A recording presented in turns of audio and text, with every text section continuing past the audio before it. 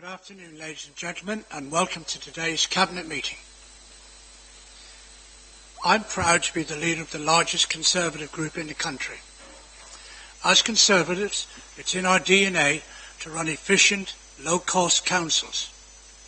It goes against the grain for us to increase taxes. At the same time, we are people who care about our communities, people who came into politics to make a difference, and who want to make sure that those who most need our help get the services they need. Whether that's child protection for vulnerable children, care and support for older adults, support for those, those with learning disabilities, a sense of care and responsibility is also in our DNA. That's why today we face a dilemma in terms of our budget. Because of circumstances outside our control, we are left with a stark choice between recommending a significant increase to council tax for next year excuse me, or making serious cuts to services throughout the county. We are recommending that we use the mechanism government has set in place for councils to put proposals to their residents for council tax increases. We are recommending a budget for 2017-18 which will include a 15% increase needed to fund social care and other vital services in Surrey.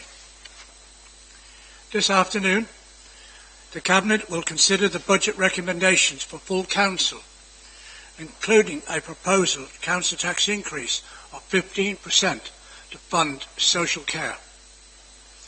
If these recommendations are agreed at Cabinet today and endorsed by full council on the 7th of February, then Surrey residents will get the opportunity to decide whether they would like to pay a little more each week to preserve key services, or whether they would like to see deep and perhaps irreversible cuts to all our services.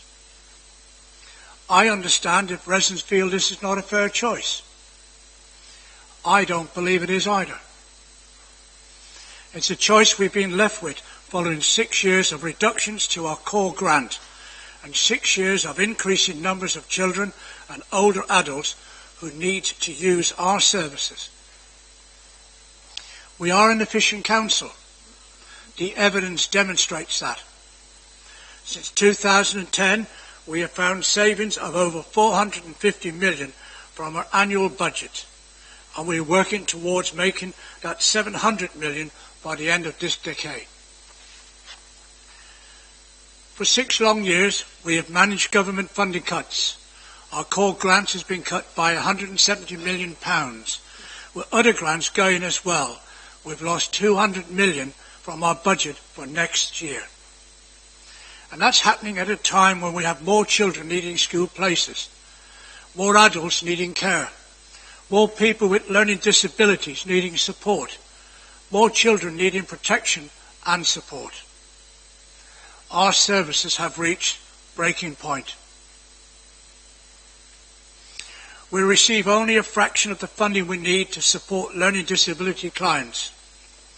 31 million less than government itself calculated we needed, whilst rising demand for adult social care services alone costs an extra £24 million every year.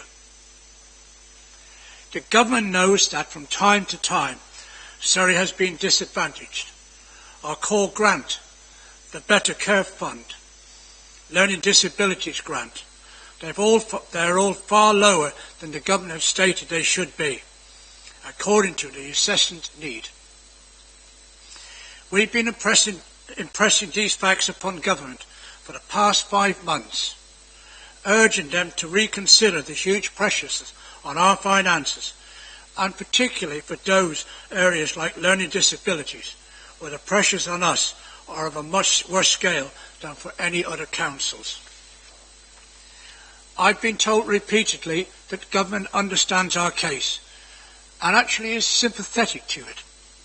I'm grateful for that, but we all know sympathy will not pay for running services.